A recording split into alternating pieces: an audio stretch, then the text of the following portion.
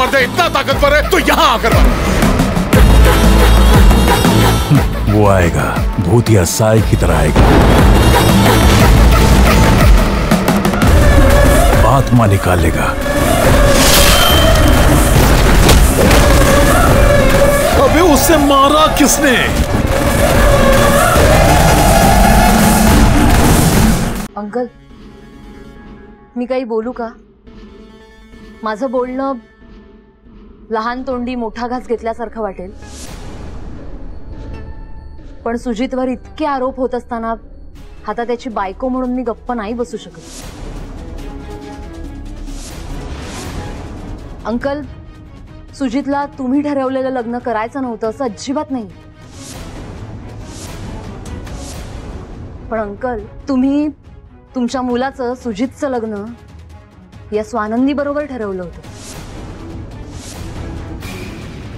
सुजित सारखा इतका देखणा, टॅलेंटेड, कर्तबगार मुलगा स्वानंदी सारख्या लग्नाआधीच प्रेग्नंट असलेल्या मुलीशी लग्न का करेल?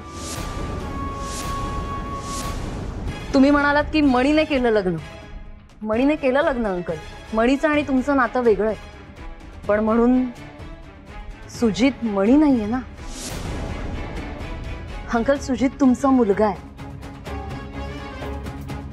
आणि तुमच्या मुलाचं आणि माझं, आमच्या दोघांचं एकमेकांवर खूप प्रेम आहे अंकल। आम्हा दोघांनाही लग्न करायचंच होतं,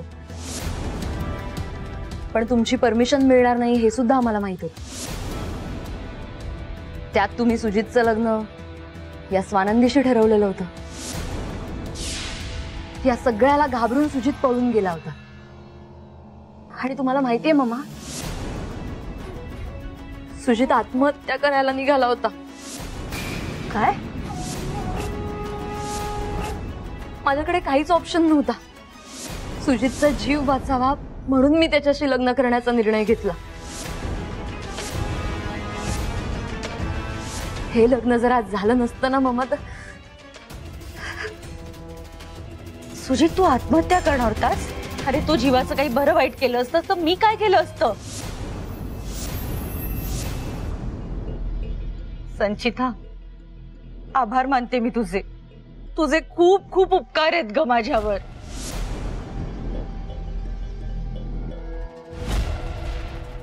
तुम्हाला स्वतःच्या मुलापेक्षा स्वतःची इमेज, राजकारण महत्वाचं वाटतं? अहो सुजित त्याला आवडणाऱ्या मुलीशी आणि त्याचा जीव वाचवणाऱ्या मुलीशी लग्न करून आलाय, तो आनंदात आहे, मग त्याचे आई वडील म्हणून आपण पण आनंदात नको का? शालिनी साहेब, नाही म्हणजे सॉरी, पण तुम्ही शांत व्हा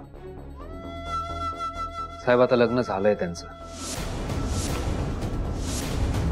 कायद्याने नवरा बायको आहेत ते आता, दोघंही सज्ञाने।